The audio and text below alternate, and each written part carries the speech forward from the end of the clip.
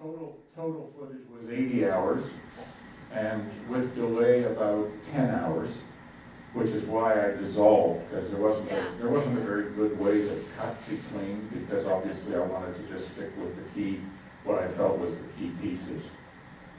Yeah, I mean, when I didn't ask things like that, it's just because I was truly not there to cross-examine him. I was truly there to just let him speak, and my role, I felt, was to just ask him because I wanted to understand. I wanted to learn. I wanted to understand him. And I think that's the contradiction. I mean, that's why I left in. He said, I haven't changed one bit since you were here. And then he starts to talk about, he thinks it was wrong his father killed Medgar Evers. I mean, that's a huge character arc. That's a huge change. So I think what you're hearing is that he's in conflict. Yeah. You know, he's been brought up one way, and he is changing, and he's trying to also hold on. And of course, I'm fascinated. He's getting the DVD to see in the next few days, and I spoke to him today at length, and he's very excited to get it. And I'm fascinated how, you know, another step in my conversation with him. And he wishes me and my family well and says, how's your daughter doing? And he says, I think of you and your family a lot. And he means that. So, you know, this is really about a process of reconciliation. There was, that man. Is the school system still as segregated as it looked? No, the school system is not as segregated as it used to be, but you still have schools that are white schools and schools that are black schools. Part of it's socioeconomic. You know, the white flight, including in Atlanta, a very modern city, so downtown central Atlanta, the schools are, whatever it is, 95% black because the whites have all fled to the burbs where the schools are 95% all white. And that's the slow part of the process, but certainly things have changed an awful lot since I was there in the 60s, you know. I mean, it's a different world, and it's not, but it is a different world. It's changed enormously. In fact, one of the things that the FBI guy said to me, and I thought it was on film, you know, that's one of the things that happens. I was talking to him as I was setting up, and when I went to look for this sentence that just was the penultimate sentence in that question you just asked, it wasn't there. I thought, where? We kept looking for it. It was in my brain, right? He said, when I asked him as I was setting up, I said, so how prevalent was the Klan in the police forces? And his sentence was, there wasn't a policeman, a sheriff or deputy sheriff, or a highway patrolman in the 60s who was not in the Klan or a Klan sympathizer. You just didn't get the job otherwise, was his sentence.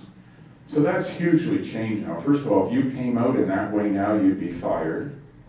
Mississippi, and one sign of progress, is Mississippi has the highest per capita black elected officials of any state in America. It has the highest per capita black police chiefs, black fire chiefs, meaning positions of authority and visible authority and power.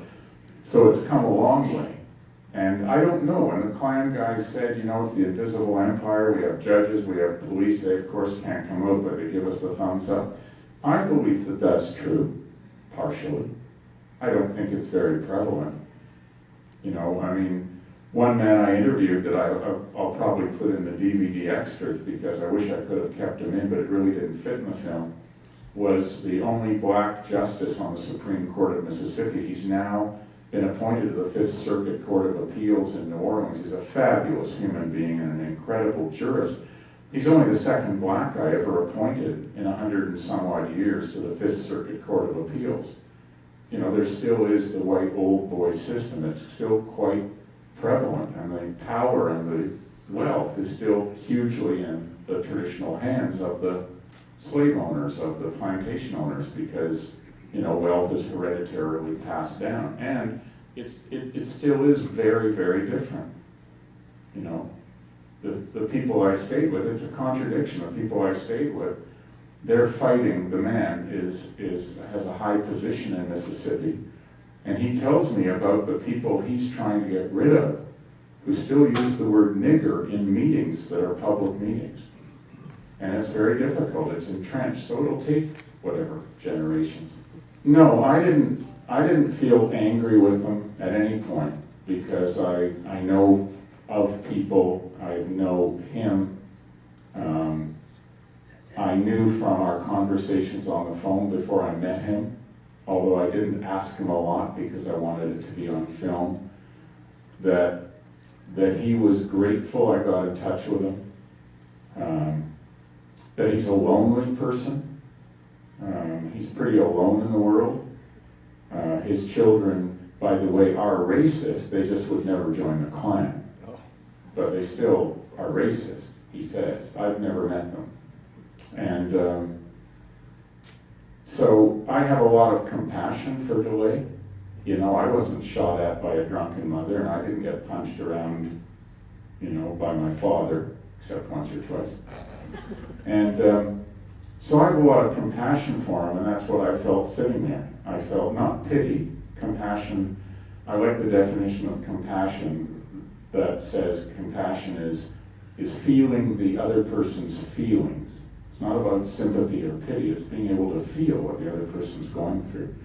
So I could feel him being torn in these conversations. And I just wanted to provide him a safe space to talk to me. I knew that if I judged him, and I don't judge him, that's just not me.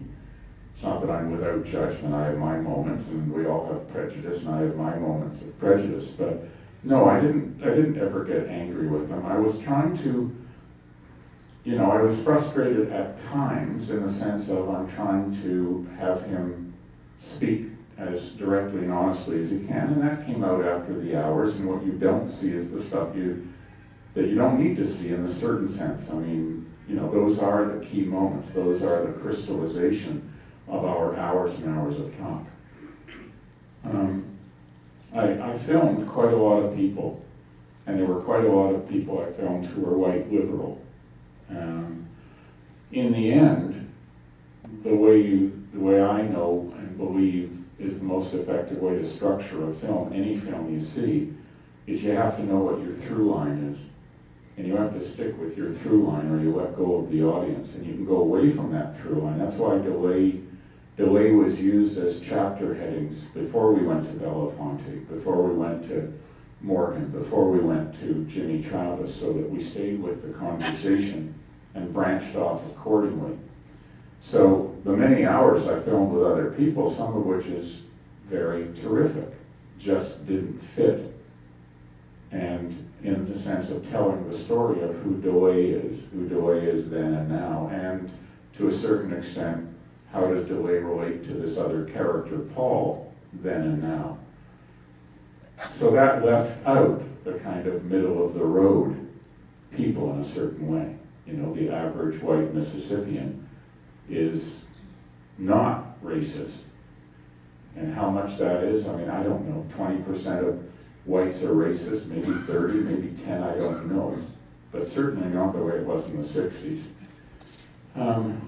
Good question. Well, when I phoned him up, he knew I was going to call him because the intermediary was Jerry Mitchell, the newspaper man who has covered an awful lot of the civil rights movement. So the way I got DeLay's phone number is I asked Jerry, do you know how I can get in touch with DeLay? And he said, yes, I've got his phone number. Do you want it? And I said, yes. And he said, would you like me to phone first and let him know you're calling? And I said, okay. And I said, yeah, okay. So when I called DeLay, he knew I was going to call him at some point. And I called him a couple days later, and I said, hi DeLay, it's Paul Saltzman.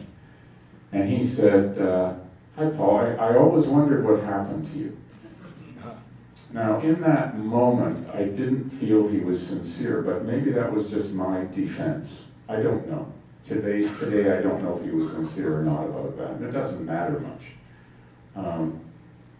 How I felt when I first saw him, even though I'd spoken to him for probably 3 hours over several months, by the time I was standing there waiting for him to come, and you could pretty much see in my face, I'm nervous, I'm a bit frightened, I don't want to be, I'm breathing, I'm saying, you know, but of course I'm about to meet somebody who had been violent with me and had been dangerous to me.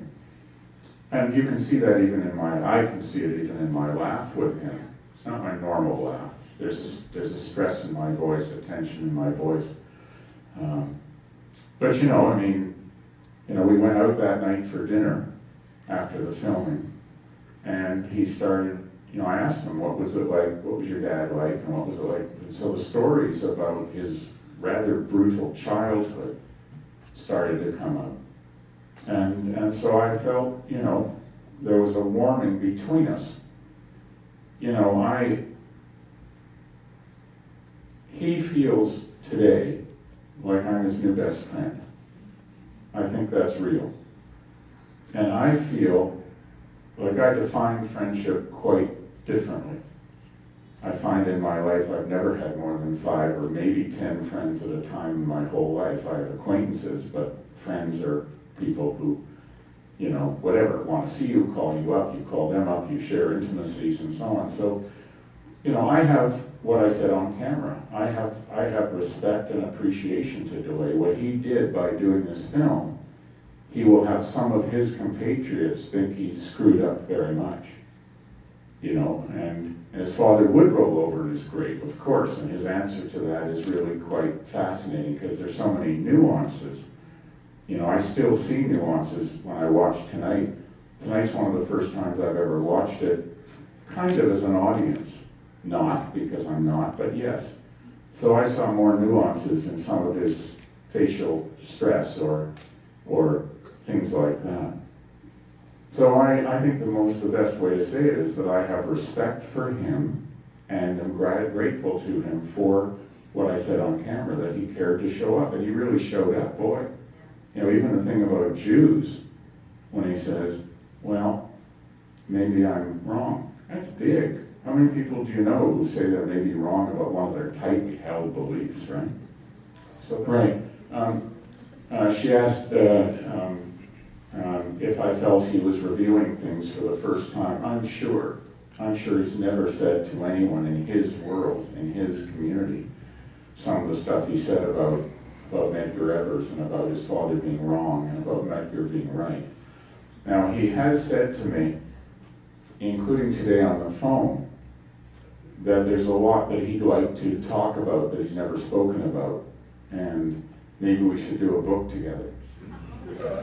And I said, well, probably before doing a book, we should just do it on videotape and print out the transcripts, and you can decide what you would want to put in a book. And I said, I'd be fine signing an agreement with you, which if you don't want the videotapes released until, and he said, well, we could always talk about that. So whether he will want to talk on tape and whether he really will say everything he knows, because he's basically said to me, there's a lot I know that I haven't said. I don't know what that is. Yeah, the short answer is no, I didn't pay anybody for interviews, and you're not supposed to in documentary, although it does happen. And DeLay doesn't really know much about Canada, so, you know, so that's it. I'll be outside if you want to chat a bit, but thank you so much for coming.